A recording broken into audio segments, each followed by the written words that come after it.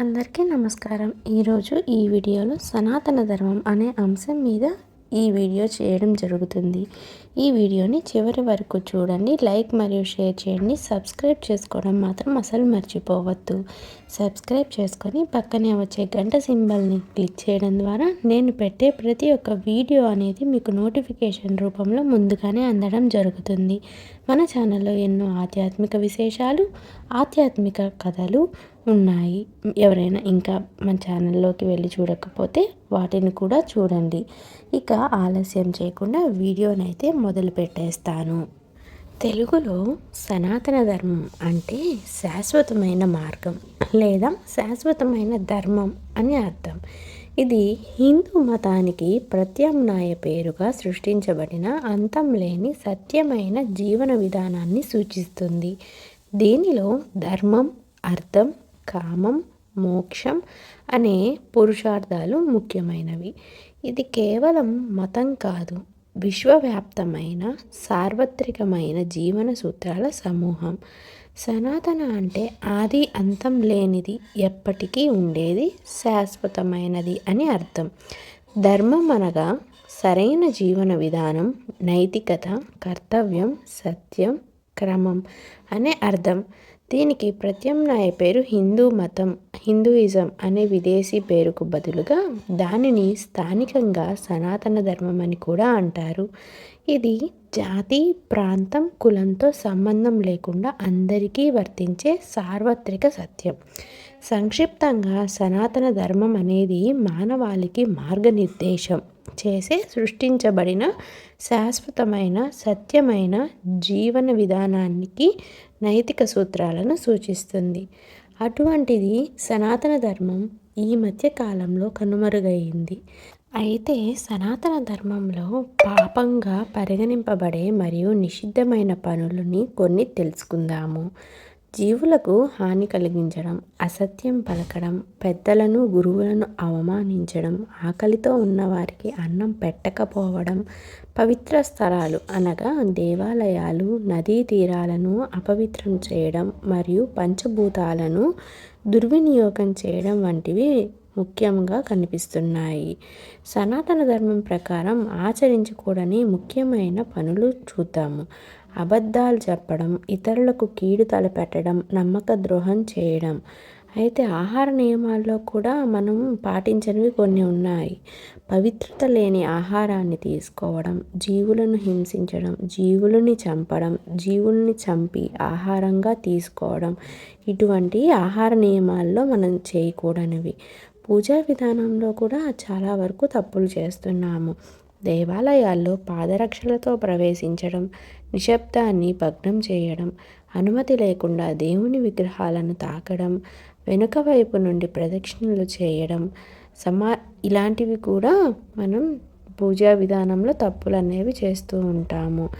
సమాజంలో ప్రవర్తించే విధానం కూడా తప్పుగా ఉంటుంది. పెద్దలను, స్త్రీలను, ఆచార్యుల పట్ల అగౌరవంగా ప్రవర్తించడం కూడా దీనికి భంగం కలిగిస్తుంది. పరిశుభ్రత, పవిత్ర అగ్నిని అంటే దీపాన్ని కానీ హోమాన్ని కానీ అగౌరవపరచడం, పవిత్ర స్థలాల్లో ఉమ్మివేయడం లేదా కలుషితం చేయడం కూడా వర్తిస్తుంది. ఆత్మ నిగ్రహం కోల్పోవడం. కొన్ని మనం మర్చిపోతున్న సనాతన ధర్మాలను చూద్దాము. ఒంటిగా అరిటాకును తీసుకురాకూడదు, కానీ ఈ మధ్యకాలంలో చాలామంది ఒక్కళ్ళమే కదా అని చెప్పి ఒక్క అరిటాకును మాత్రమే తెచ్చుకుంటున్నారు. అలా తీసుకొని రాకూడదు. సూర్యాస్తమయం వేళలో నిద్రపోకూడదు. భోజనం తర్వాత చేతిని ఎండపెట్టకూడదు. తిన్న వెంటనే చేతిని శుభ్రం చేసుకోవాలి. కాళ్ళు కడిగేటప్పుడు మడిమలను మర్చిపోకూడదు. ఇంటి గడపపై కూర్చోకూడదు. తిన్న తక్షణమే పడుకోకూడదు. పెద్దల సమక్షంలో కాలుపై కాలు వేసుకొని కాళ్ళు చాపుకొని కూర్చోకూడదు. చేతులు కడిగిన పిమ్మట జాడించకూడదు, విదిలించకూడదు. రాత్రి భోజనం తర్వాత పళ్ళెం కడుక్కోవాలి.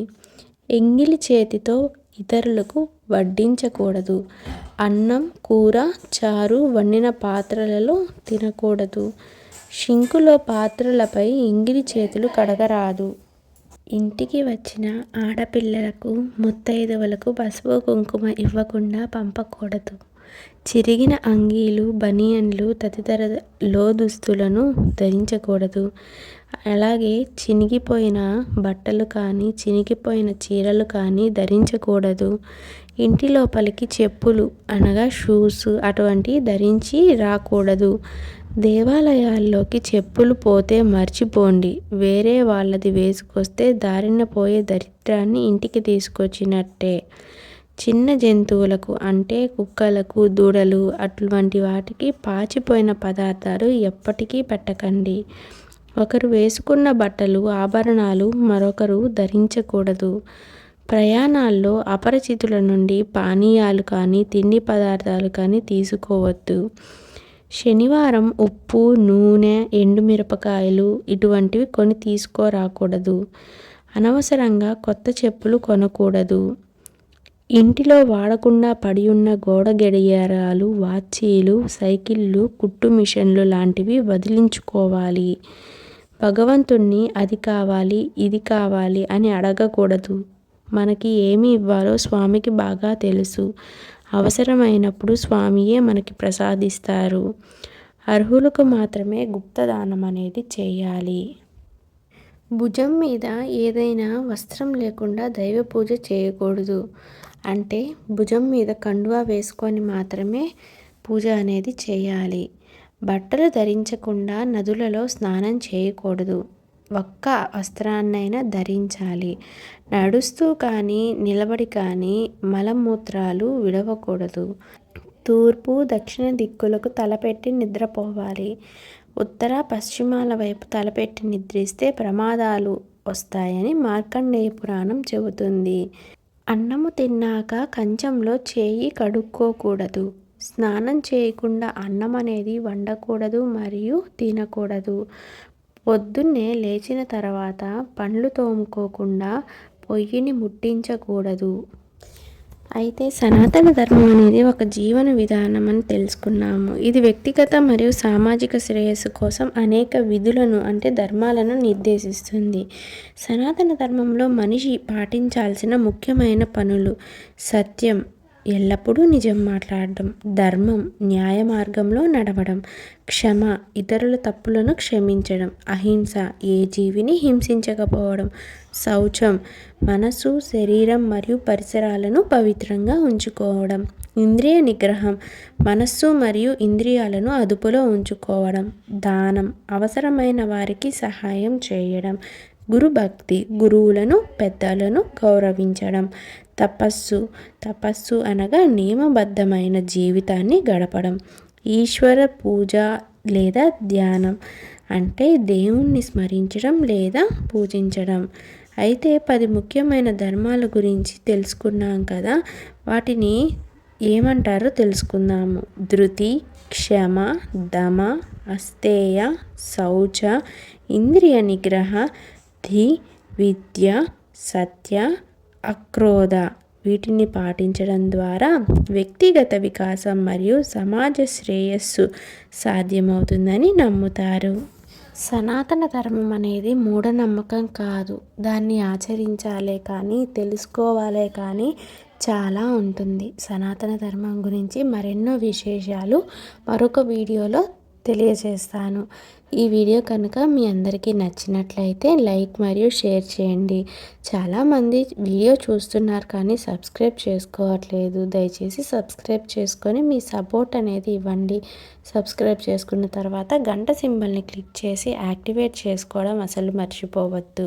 తద్వారా నేను పెట్టే ప్రతి ఒక్క ఆధ్యాత్మిక విశేషం అనేది మీ వరకు నోటిఫికేషన్ రూపంలో అందడం జరుగుతుంది.